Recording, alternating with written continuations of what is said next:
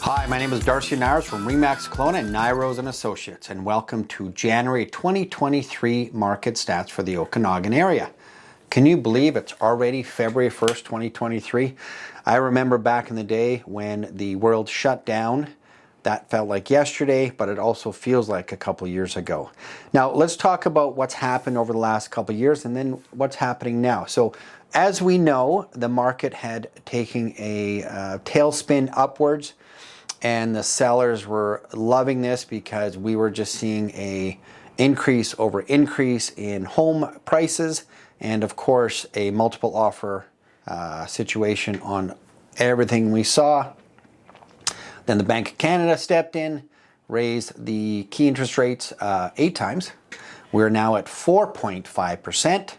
And what that has done is it has curbed house buying, which they're trying to do to decrease the inflation. So it seems to be working, but at the same time, people have to buy and sell homes. So we're still seeing homes sell. We're still seeing people buy homes, and I'll get into that in a minute as well. So let's go through the January stats to start with. Last year, January was a busy time of year, so we're going to see that listings have increased, but that was because we just couldn't keep any on the market last year. Now we're starting to see homes that they're still trying to get that price that they wanted to last year, or people have a little bit more time to look at homes before they make the decision. So let's start with single family homes. We had 898 active listings in January. That is up about 114% from last year. That sounds like a lot, but it's actually only up 2% from last month.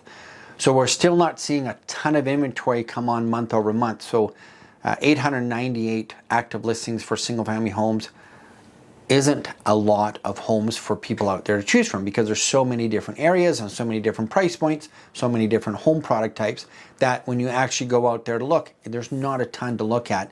So people are taking a longer process to purchase a home.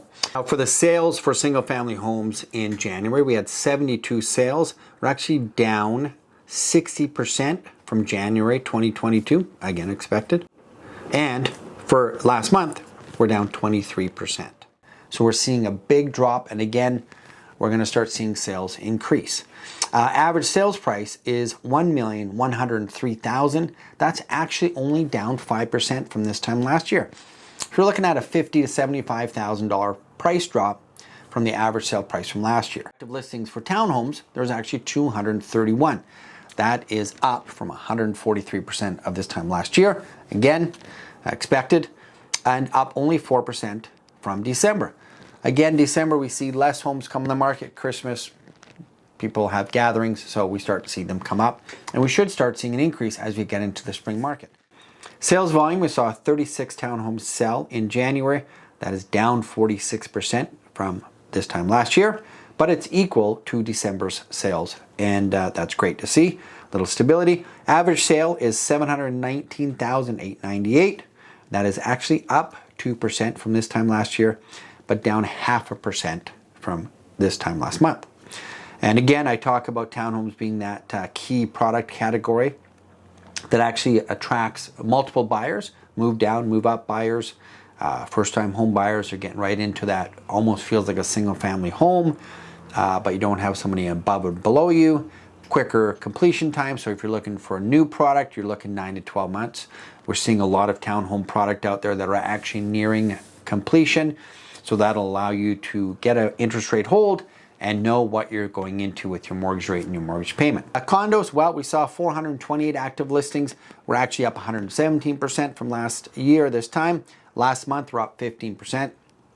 Sales volume, we saw 52 sell in January. That's down 50% from last year, but we're up 11% from December. Average sale price, we're at $470,000. It's down 12% from last year, but from last month, we're down 10%.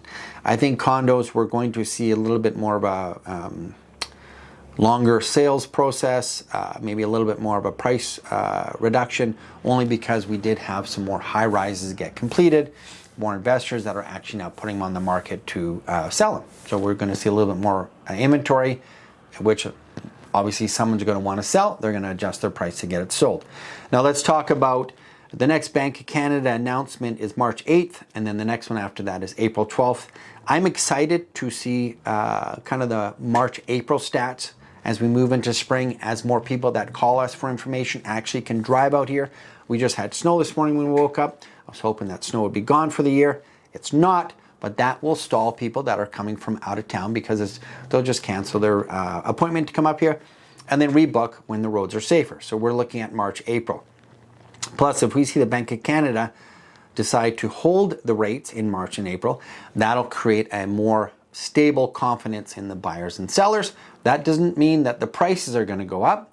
It just means that we're going to be almost parallel, where buyers and sellers are actually going to be able to meet in the middle a little easier, and we're going to see homes sell when they're market priced, at or close to list price if they're market priced.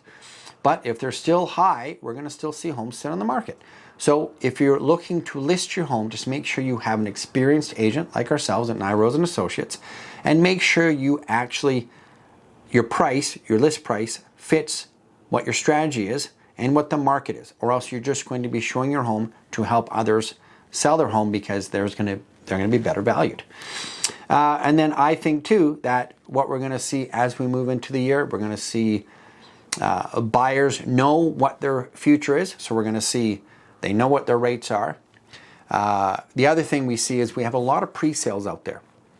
A lot of single-family homes that are, let's call them spec builds, but they're premium spec builds, but they're not quite ready. So people are still, they have time to wait until they're done, or they want to make sure that when they're done, they know what their mortgage rate's going to be and what their actual mortgage payments are going to be. Same as pre-sales, condos, developments, single-family homes. So again, townhomes, it's a quicker pre-sale period to build, usually 9 to 12 months. So if they're already under construction, if they have drywall, you're looking at 3 months away, which is great when you can secure your interest rate. Condos, if they're high rises, they're 2 to 3 years.